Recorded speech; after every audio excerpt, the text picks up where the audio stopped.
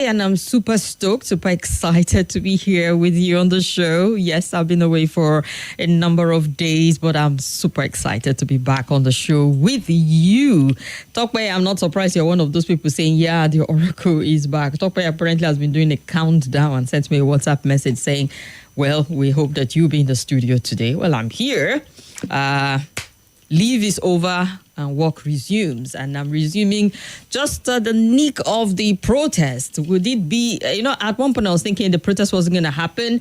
The government would not allow protest happen, but it looks like it, in spite of the plea coming from different quarters about the protest. We'll be talking about these and more on the show. My name is Kimberly Wachku. Call me Kim, the Oracle, the Digital Oracle, OTF, the Fellow, or Chanyawan, Madam Speaker, and I will say yes to them all. And our very incredible Dr. Majid, who has been around, is here with me. Dr. Majid, good afternoon, sir. Good to have you in the studio. Yeah, cool. It's good to have you back. Delighted to be back. Delighted to be back. On the show. Thank you very much. A lot of other people missed you too. Well, they sent in messages. At one point, I felt like it was the over missing that was making the leave go by really fast. I was like, why is it moving fast on my end? And they're saying it's dragging from their end. So, but it feels good to be back, though. Welcome back to the issues. Thank you so much. So, yes, we have a protest on our hand, apparently. And the federal government, is appealing to Nigerians to please not go on the protest. At this point in time, it's what they're begging. The federal government has pleaded with Nigerians not to proceed with the nationwide protest slated for Wednesday, the 1st of August. It's today, not Wednesday. Today is Wednesday. So it's Thursday. The 1st of August is Thursday, tomorrow. Yeah. So the Secretary to the Government of the Federation, Senator George Akume, made the plea at a World Press Conference in Abuja attended by key federal government functionaries. Akume said that the protest was not the solution to the challenges which the administration was working tirelessly to solve. He said economic prosperity for the nation remains the ultimate goal of the administration of President Bola Ahmed Tinubu because it is the engine that drives progress, lift families from poverty, and build strong, resilient societies.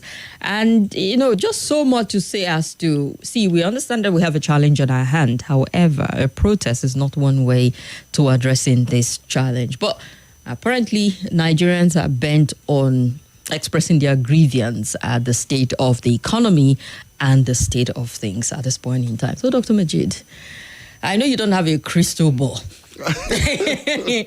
to see into the next few hours how this is going to play out. Yes. But what's your interpretation of how all of this is just panning out at this point in time? Okay, thank you very much.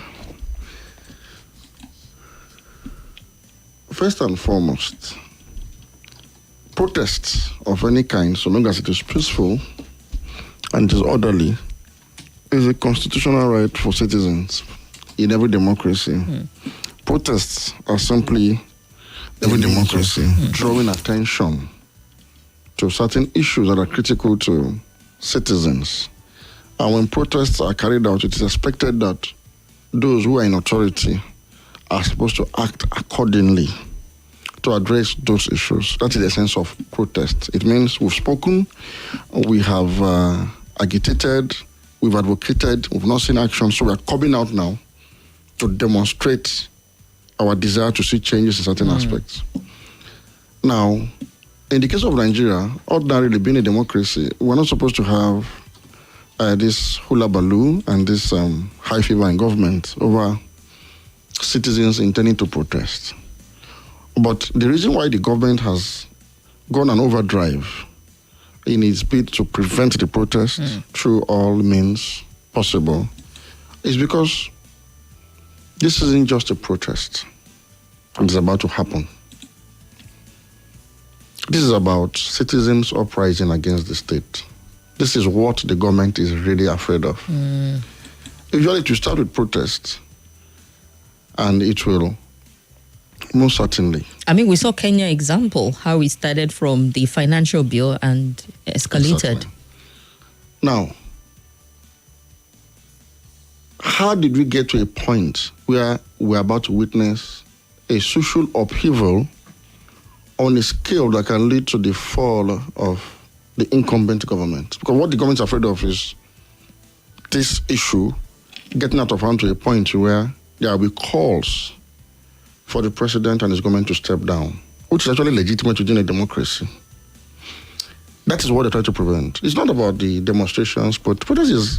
NLC did protest in this town. I mean, the other groups have been doing protests. The other day, university workers did protest. I mean, it was barely heard, but nobody talked about it. But this one is different, and the government knows that this is a different kind of protest.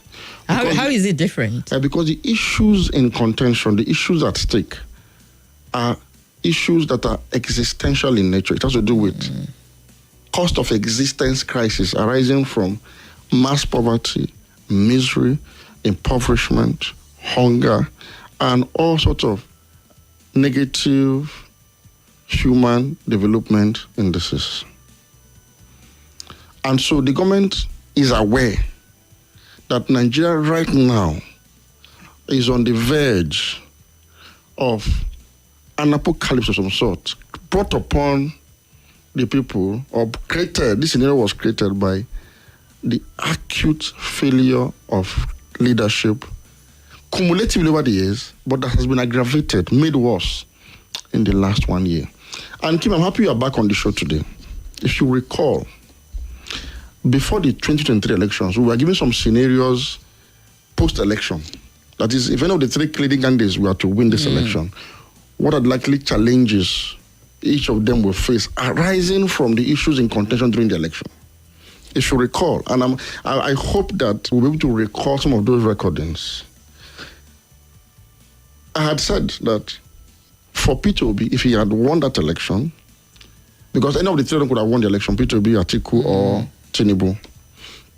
I said if Peter Obi were to win that election, and somehow he decides to play the victim card, being from an ethnic group or a region of the country that has not been president and elected president in 1960, that he may likely alienate other sections of the country, particularly in the north, and issues such as banditry, Boko Haram might become so serious that they will get to the gates of Abuja right here in Suleja and all that. And that while we are making that prediction was just so in case he wins, he should avoid anything that would indicate such. We said it. And for Atiku, we said, well, if Atiku were to win that election too, in an election he's going to conduct with two southerners from the two old southern regions of the eastern and the western flank. Yeah. And he wins on the strength of northern votes alone and decides to pay gratitude or show gratitude to that bloc that gave him that victory, just like Buhari did in the previous years.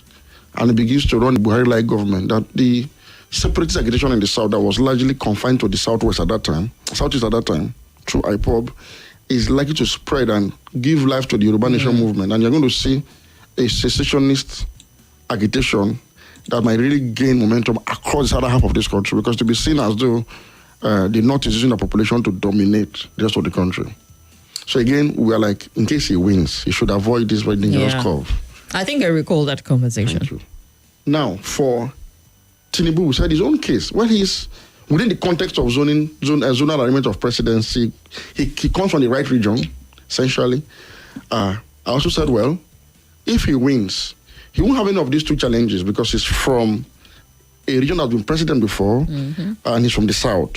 Even though he picked a Muslim as a running mate, I said, well, Tinubu may not run a kind of government that will be exclusive to the south, but there's a promise he's going to have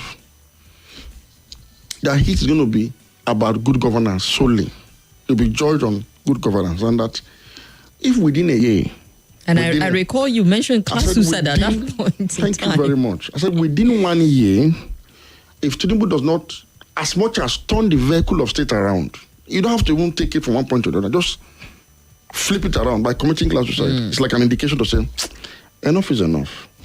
That if he does not flip the vehicle around and face the right direction, at least just face the right direction, to give people some ray of hope, that within 1 year of his government, within 1 year, there will be a social upheaval and uprising against his government. And at this time around, Northern region will join in the protest, unlike the NSAS protests. At this point in time, they have nothing to lose. Their man is not in power because, people already brought that dynamic in as to how the Northern region was quiet during the era of President Buhari. I said the North will join this time around. When he won his election, I reiterated this. That was when I introduced that narrative of class suicide to say, given the way Tinubu emerged as president, for him to have lost Lagos in that election, he lost Abuja, he lost Kano, he lost Kaduna. Even the rivers that was declared for him, BBC and Premium Times, among many other very credible media organizations, have said, Obi won River State, and the results were manipulated. BBC said this. Premium Times also reported such, that their own investigation revealed such too. Fine. Meaning he lost some of the most important states in Nigeria where you have population and diversity. Okay, we'll take it off on population and diversity after this very quick break. Please stay with us. More talk, news and sports after this.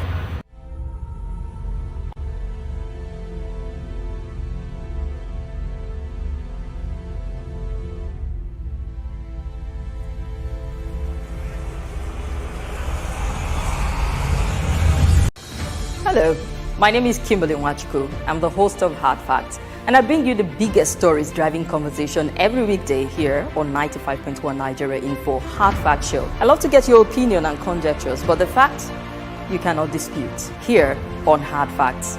Join me and let's talk.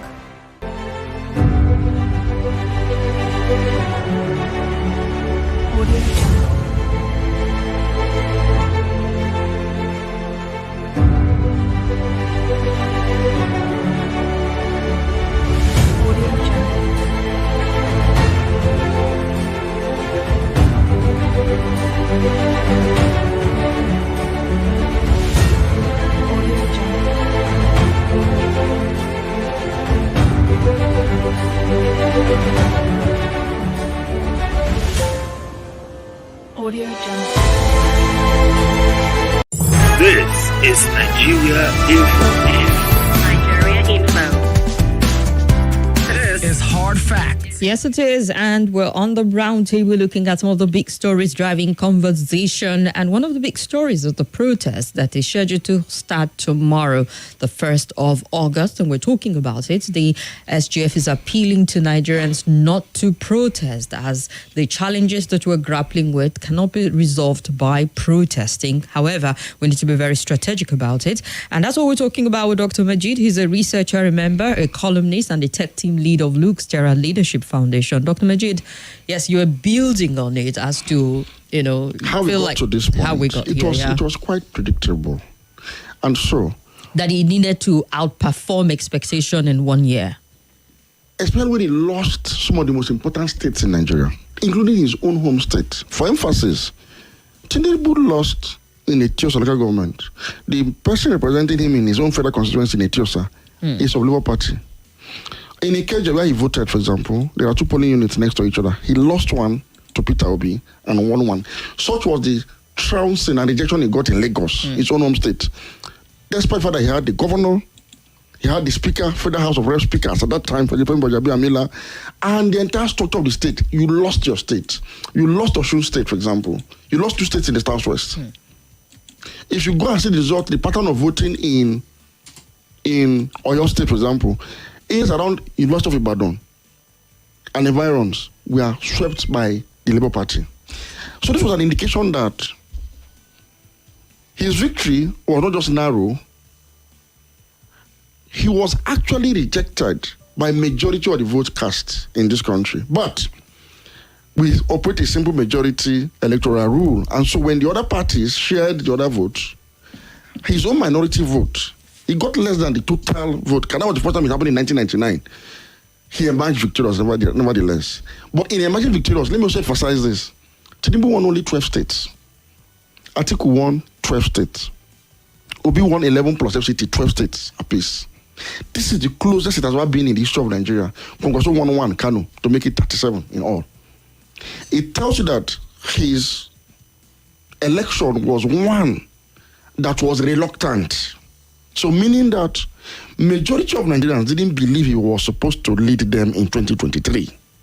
So what this should do to a man is to jolt you to a new reality to say, then I have to change my ways. Maybe my methodology of politics, leadership and all is not what is appreciated in 2023 Nigeria.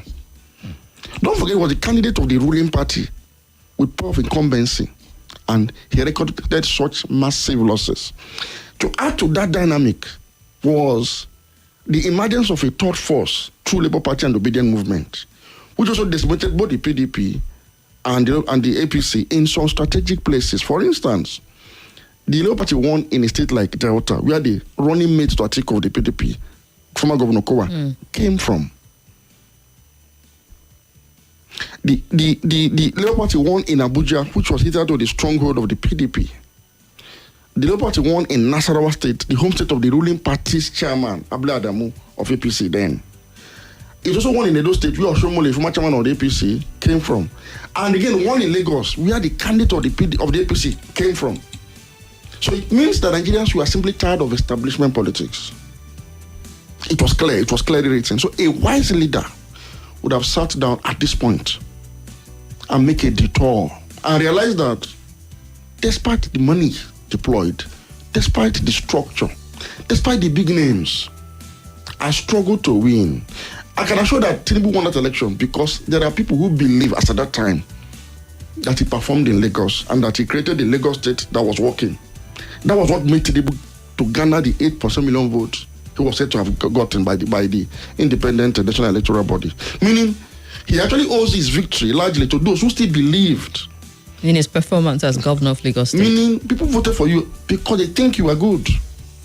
Yes, but many people felt you are not. But those voted for you, not because of your money, but because they felt that you had a master plan that developed Lagos and all sorts of narratives. So that was why he won. A wise person, somebody who was thinking at that time, somebody who told to think, to reflect on these issues, would have known that it pays now to deliver good governance in its entirety than to continue with the old ways of the establishment politicians in this country.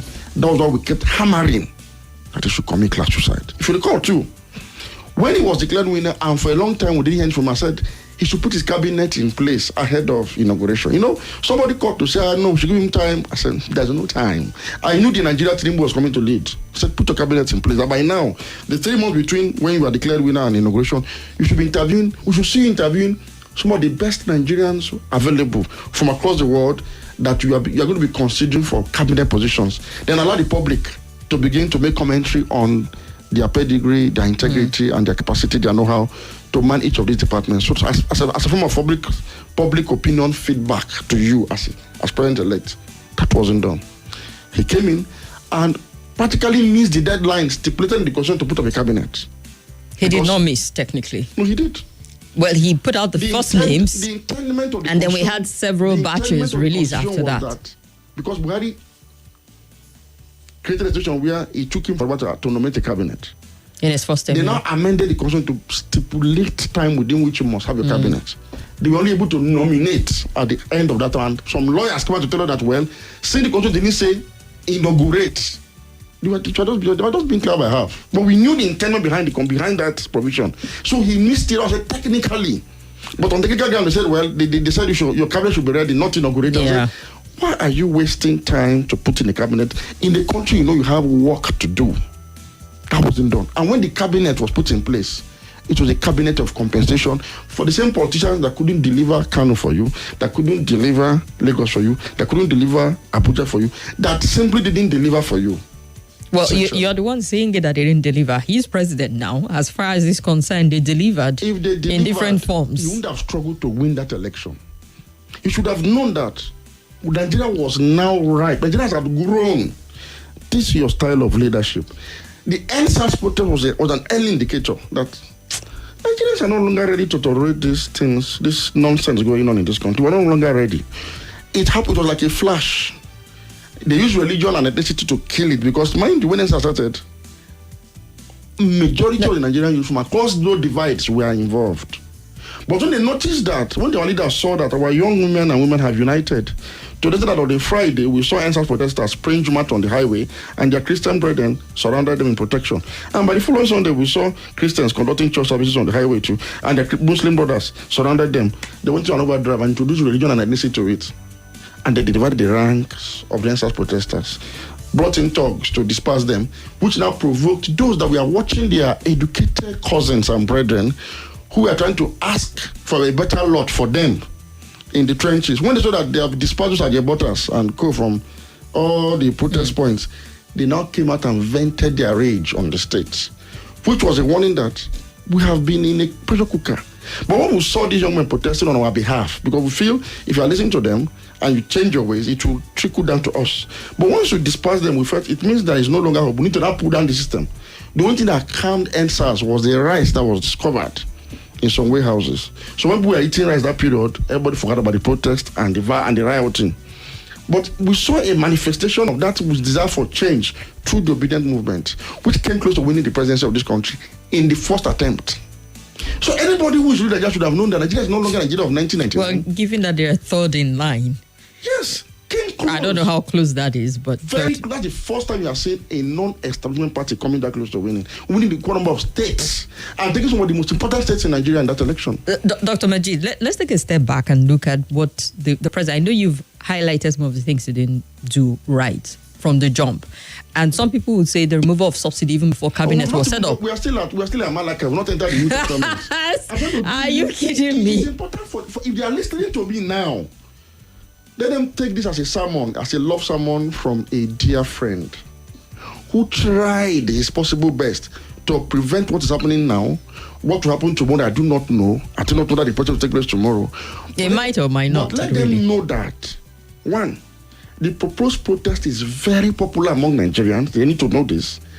And that it enjoys a lot of legitimacy. And let me also inform them that majority of Nigerians, this is from the realm of the spirit. Don't ask me how, I knew it. I didn't conduct any survey. But I can tell you that majority of Nigerians want to see your backs from this government. And if you're not going to do that, they are ready to pull down the system for it to be rebuilt. Understand this. No, I'm giving this background, this build. It didn't just start today. Nigerians have had enough of bad governance in their lifetime. But you know, quarter of a century. But you know, as much as you say this, today, Nigerians have been complaining, have been agonizing, and a lot of young people that were born post 1999 are now young adults in their early 20s. What some of us could tolerate lying down, they are saying that what other countries are doing for their citizens, their own is not doing for them, which that is the only option of the Jackpot syndrome. They are no longer willing to take that lying low. And that is why you see the convolution happen. What I'm giving this background is, long before the first subsidy removal, there were already issues. And so when the president came in on board, again, if you recall the pre-election matter and discussion, I said, don't tamper with subsidy on petrol. In fact, impose subsidy on diesel. Don't touch Nigeria's energy security because it will aggravate what is already on ground. That wasn't Nigeria's problem.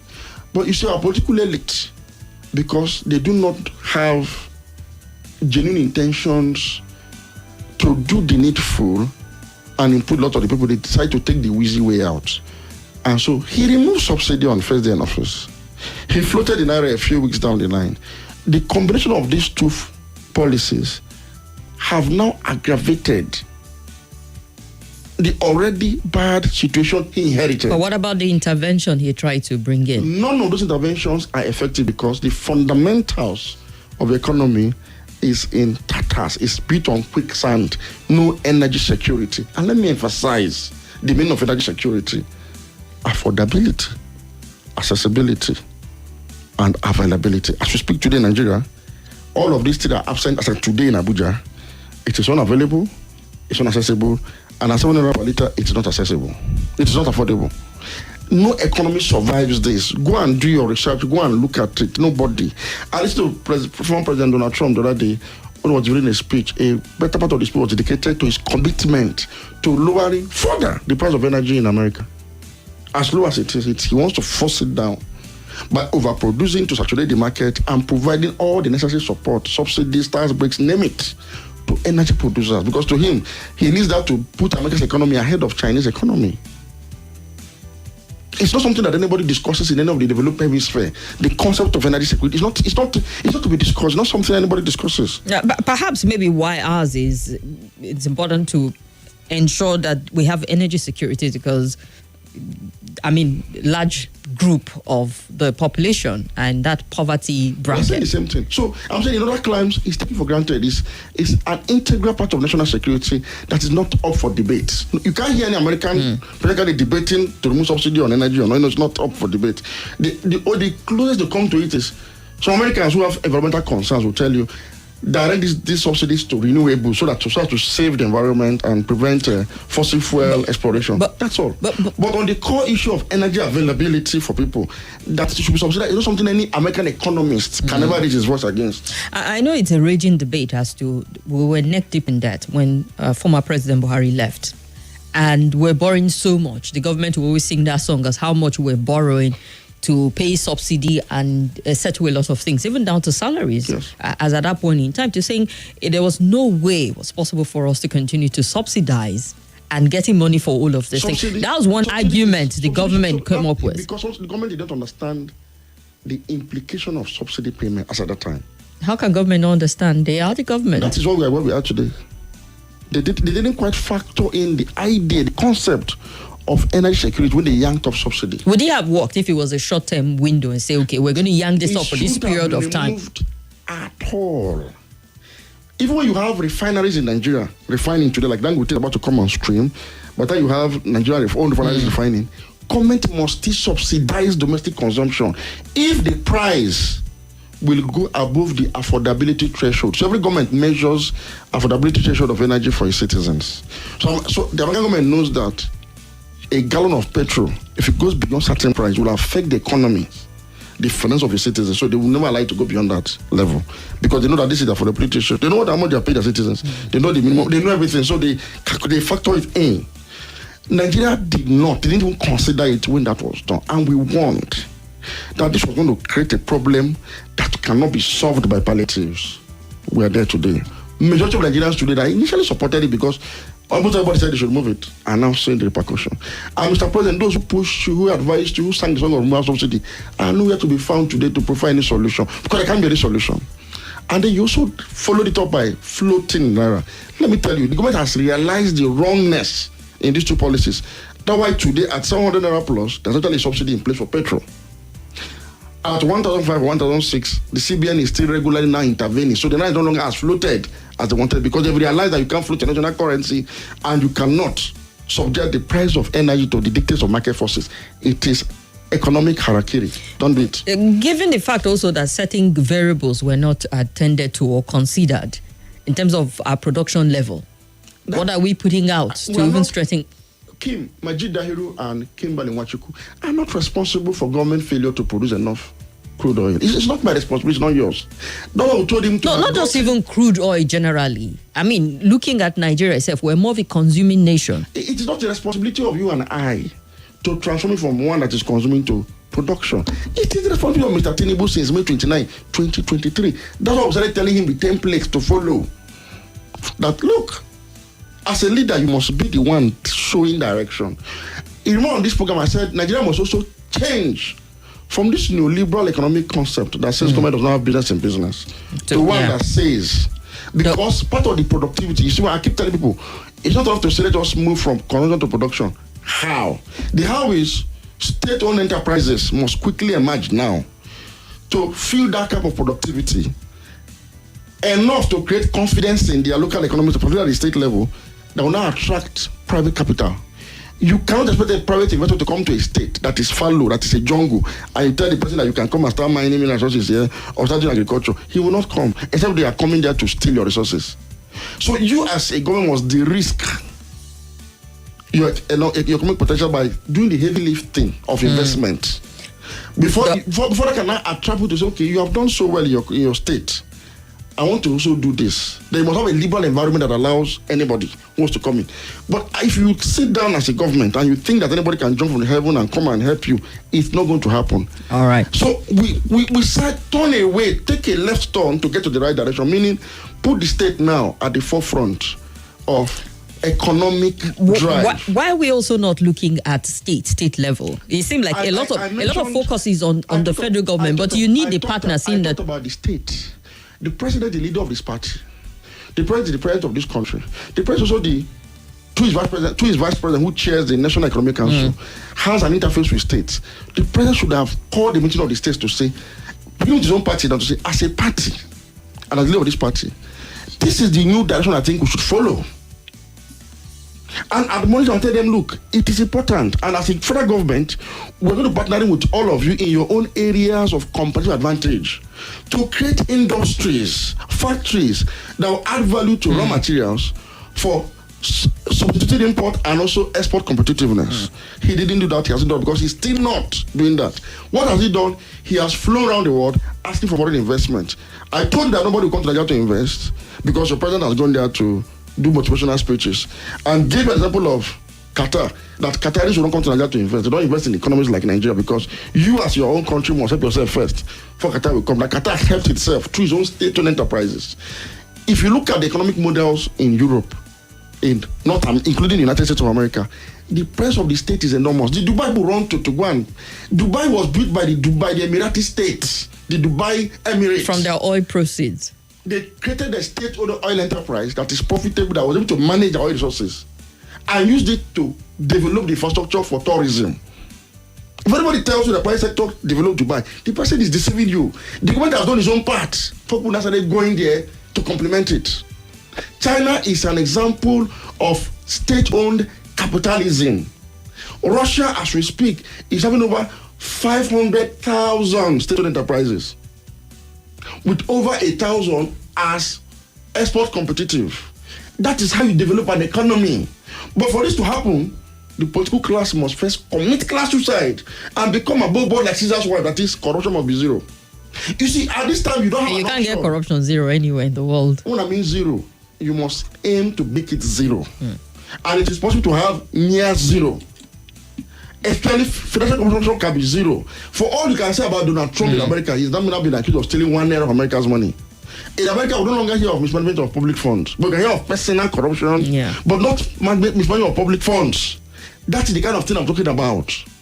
And so we said, you can no longer afford to come to government and lead the people or rule them on the basis of patronage dispensation. Like you have to substitute patronage with good governance. We gave all of these indicators. Then Nigeria was at a place where a revolution is now like, suicide, thoughts of suicide to a depressed mind. That's how Nigerians are thinking of it because they feel that the government of today has placed such a yoke on them that their helplessness is now hopeless. And when somebody is in that state, he does not fear to lose anything. And he feels that the only way he can get out of that condition is to shake off that yoke or the person holding that yoke upon him. That's where we are. So what the government is afraid of is not protest, it's social unrest arising from the... Well, the Senate president doesn't seem like he's afraid of that because he's saying we would eat while you protest. We have seen his type in history over and over. I'm addressing this to Mr. Tinubu himself, who is our president, not the president. Let me tell you, Mr. President, God forbid, if it happens to your government, I probably would join the next government to cast stone upon you. He did it to Jonathan. He did it to Buhari. I probably in this government as Senate president, when the government he served as a minister is being accused of accumulating debt, of mismanaging Nigeria. He has not said anything in defense of Buhari. I probably was in APC. If you knew the relationship with Ababio and the good Lord Jonathan family, himself and his wife, former President Jonathan, for all the calumny that was cast upon the personality of Jonathan by the APC government, Ababio didn't for once stand up to his. If Ababio was heard, I've heard him directly say that PDP destroyed Nigeria in 16 years. A man that was governor in PDP for 8 years. In that 16 years, he was in PDP throughout. I've heard Ababio say that PDP destroyed Nigeria in 16 years. Mr. President, if anything happens to your government, Ababio will join the mob to say that you misruled Nigeria. That's why you left government. So if you... Okay, that's a categorical statement. He might take exception to. It's a categorical statement. He's a president and I've shown his antecedents. And let him take me to court. Let him take me to court and say that I said this. He's a public servant who must hold him account to his antecedent, to his character, or lack of it. For him to open his mouth at this point to tell you that if you are protesting, you are going to be eaten, he is not doing a good thing to the president. The president should know that these are indications of enemies within who are pretending to be friends. Oh, okay. The Senate president shouldn't say this at this point. Have you seen the panic in the government? People give one thing to him. He listens. The only thing is the way he responds. He's operating a system that can work for Nigeria, but he tries to listen. So you have seen changes, emergency things being done because the man does not want anything to happen to his government and to the country, yes. But Mr. President, while you are making effort to calm people down, to show concern, even though we are saying some fundamental things need to be done, that this may not solve the problem entirely. Your ally, he's saying this to the people. He's provoking them more to stand their ground and do that which you fear the most. Now I'm pointing him out to you. So if you cannot call him to order, identify him as somebody who does not wish you well. All right. Well, let's get feedback. Let's get feedback from those who are listening to us. A lot of comments have coming. We just need to hear a few thoughts from our listener at this point in time. So call us up on 0700 951 0000 or 0809 5974 869 or 0809 9930137. Dr. Majid's strong stance on energy subsidy reversal is a constant as the Northern Star.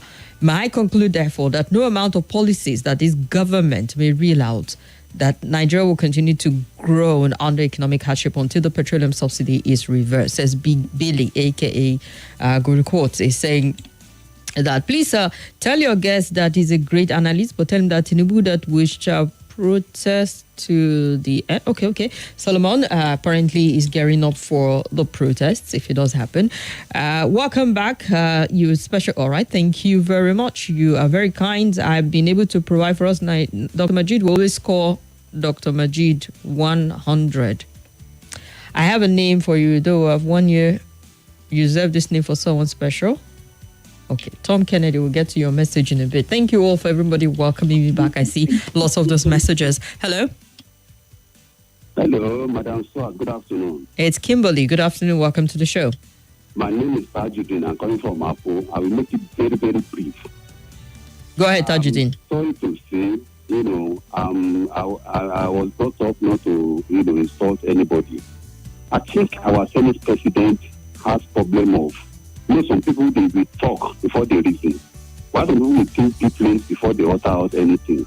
I think he has that problem of just spewing out anything before he now starts thinking of what it. Look at his student as a governor. I know he performed well, but after that, since he became APC member, I think that man became something else.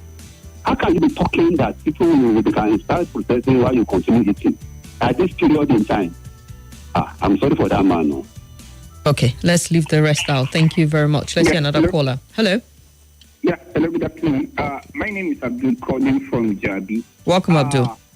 On the respect of your own guest, actually it's been controversial for a while. Coming to him, let him keep doing what he's doing and doing it perfectly well. I hope they are listening. But at the same time, the Senate President, the comment he has made, he learned it from his boss that make a way for him to be a Senate President in the Red Chamber. That is Mr. President. Just recently, Mr. President said there is nobody helping. He helped himself to get this position. That is to show, yes, they can do what they wanted to do in the respect of a fund that they are set in the position of government. They neglected the people that brought them into the government. But let them not forget, name calling of those population votes that come and make them to be in the position and finger pointing cannot help matters with the situation at hand now. The protest that people are calling for. It's not protest, I will keep telling you. It's the turning back of the Nigerian people to their leaders because of lack of credibility and making sure the promises they made, they could not be able to make it to them. That is the reason why they are trying to turn back to them. But let them continue. We see Ali Ndume is being suspended. We see Abdul Mengi. We are expecting the Senate President to leave that position quicker or later. All right. Before it's going to turn into another thing in that race. Thank you very much. Keep doing what they are doing and doing it very well. Thank you very much. Let's hear this caller. Hello. Thank you. Princess, good afternoon. Good afternoon. What's your name? Thank you. Obasanjo from Amali. Go ahead, Obasanjo. Thank you. Our guest over there has been done justice to the comments. In fact, we have analyzed all these things that the pressure Mr. President has been given. The alliance of Mr. President, let me tell you, in 2006, if I'm not mistaken, the current NSA declared President Ahmed Tinubu during he was EFCC chairman. He declared the current secretary to the federal government equally declared. Most of them, they are five that he declared them. But you cannot see those are people that are in the cabinet. Mr. President has lost the hope, the integrity. Like the analysis has been stated that most of the big states, I am calling today again. I am telling you, the Tinubu will not win Lagos State. He will not win Ibadan. He will not win Abuja. All right. He will not win Kaduna. He will not win Kano. All right. He will not win Katsina. I am telling you, these are the correct states that Mr. President will not even get them. All right. Thank you so much. I don't know what you're basing this one off of. Is it the 2027 election or what prediction are you making? Hajara Ibrahim Hajara, I see you on YouTube. Yes, we're live on YouTube and Facebook at Nigeria Info Abuja. More conversation. You can join us there. Let's go on this very quick break. Get ready for the ultimate showdown of intellect and persuasion.